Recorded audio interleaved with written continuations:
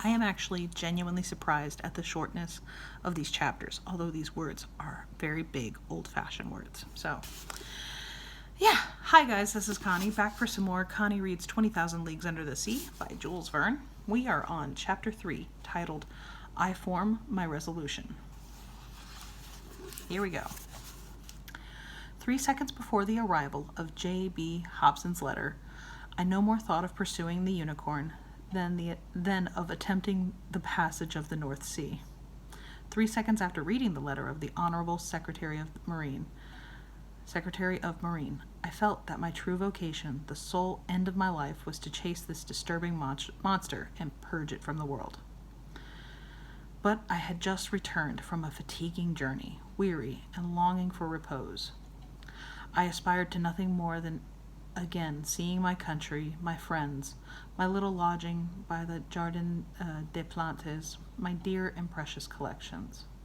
But nothing could keep me back. I forgot all, fatigue, friends, and collections, and accepted without hesitation the offer of the American government.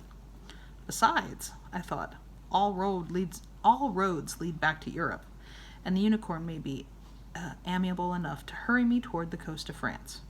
This worthy animal may allow itself to be caught in the seas of Europe, for my particular benefit, and I will not bring back less than half a yard of its ivory halberd to the Museum of Natural History. But in the meanwhile, I must seek this narwhal in the North Pacific Ocean, which, to return to France, was taking the road to the antipodes. Conceal, I called in an impatient voice. Conceal was my servant, a true, devoted Flemish boy, who had accompanied me in all my travels. I liked him, and he returned the liking well. He was phlegmatic by nature, regular from principle, zealous from habit, evincing little disturbance at the difficult surprises of life, very quick with his hands, and apt at any service required of him, and, despite his name, never giving advice, even when asked for it. Conceal had followed me for the last 10 years, wherever science led. Conceal. I hope I'm saying that right. Never once did he complain of the length or fatigue of a journey, never made an objection to pack his portmanteau for whatever country it might be, or however far away, whether China or Congo.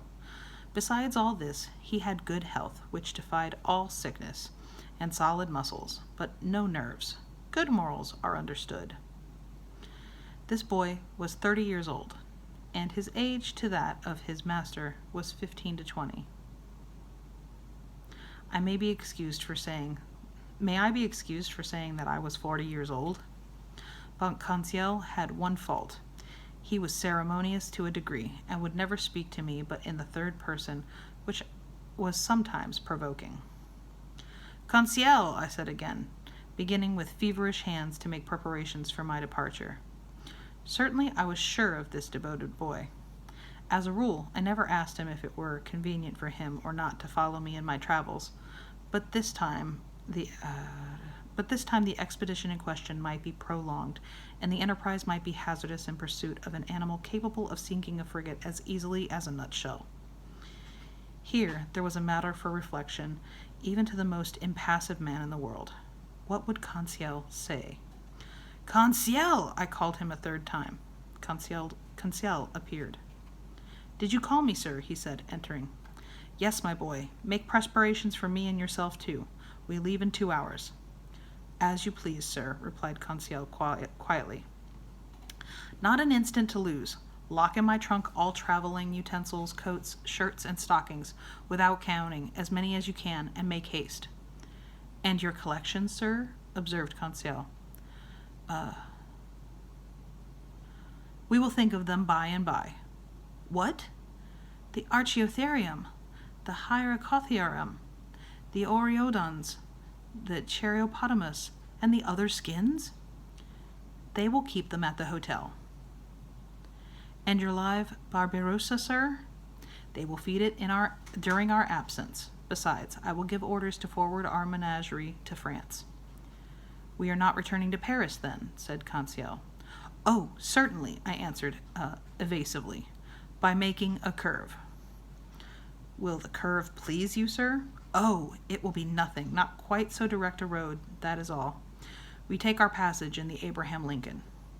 As you think proper, sir, coolly replied Conceal. You see, my friend, it has to do with the monster, the famous narwhal. We are going to purge it from the seas. The author of a work in quarto, in 2 volumes, on the mysterious of the great submarine grounds, cannot forbear embarking with Commander Farragut.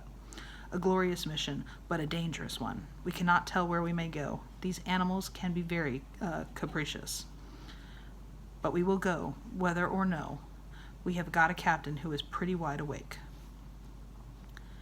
I opened a credit account for Bibisua and Conceal following. I jumped into a cab. Our luggage was transported to the deck of the frigate immediately. I hastened on board and asked for Commander Farragut.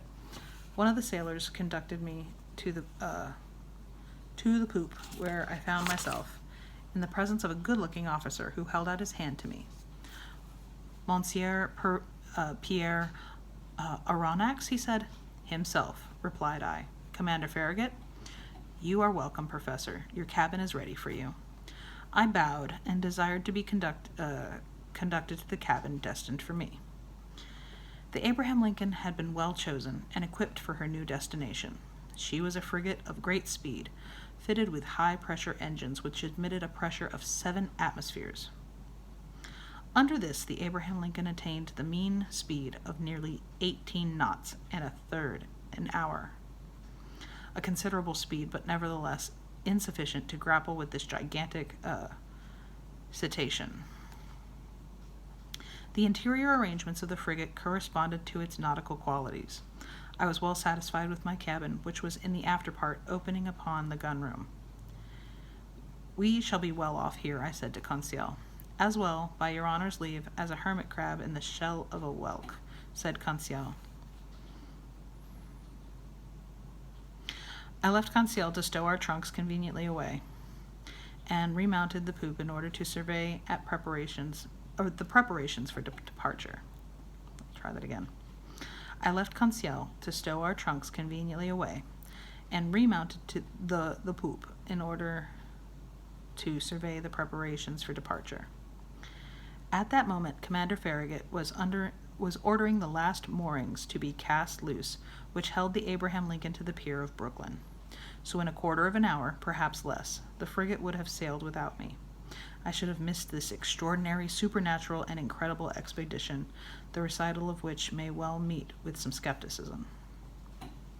But Commander Farragut would not lose a day, nor an hour in scouring the seas in which the animal had been sighted.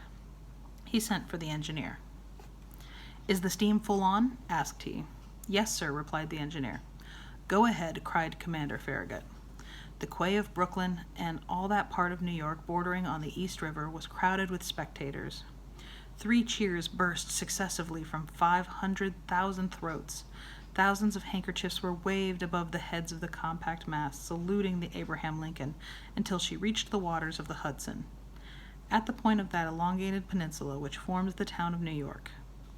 Then the frigate, following the coast of New Jersey along the right bank of the beautiful river, covered with villas, passed between the forts, which saluted her with their heaviest guns. The Abraham Lincoln answered by hoisting the American colors 3 times, whose 39 stars shone resplendent from the mizzen peak. Then, modifying its speed to take the narrow channel marked by buoys placed in the inner bay formed by Sandy Hook Point, it coasted the long sandy beach, where some thousands of spectators gave it one final cheer. The escort of boats and tenders still followed the frigate, and did not leave her until they came abreast of the light ship whose 2 lights marked the entrance of New York Channel. 6 bells struck. The pilot got into his boat and rejoined the little schooner which was waiting under our lee. The fires were made up, the screw beat the waves more rapidly. The frigate skirted the low yellow coast of Long Island, and at 8 bells, after having lost sight in the northwest of the lights of Fire Island, she ran at full steam to the dark waters of the Atlantic. That's the end of chapter 4. Very exciting. Be careful with that and enjoy. Please and thank you, and I will see you for the next installment. Have a great one.